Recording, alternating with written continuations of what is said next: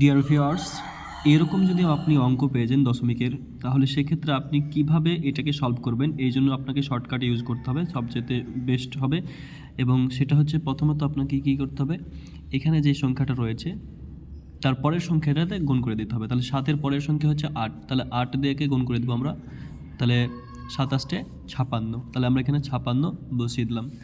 দেন আপনাকে কী করতে হবে, 25-এ 5 মানে দশমিকের পরে যে সংখ্যাটা রয়েছে সেটার আপনি স্কোয়ার বের করবেন।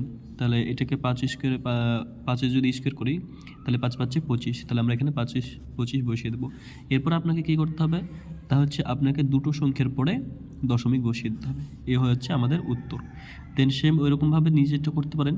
তাহলে হচ্ছে 11-র যদি আমরা পরের সংখ্যা গণনা করি তাহলে সেক্ষেত্রে হবে আপনার 12, তাহলে 12 দিয়ে আপনি গুণ করুন, তা হচ্ছে আপনার 132 হবে।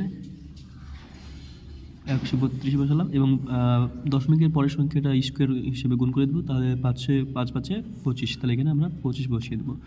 তারপরে এবার আমরা দুটো সংখ্যার পরে সেম দশমিক আমরা বসিয়ে দেবো। তো এইভাবে আপনার উত্তর হয়ে যাবে।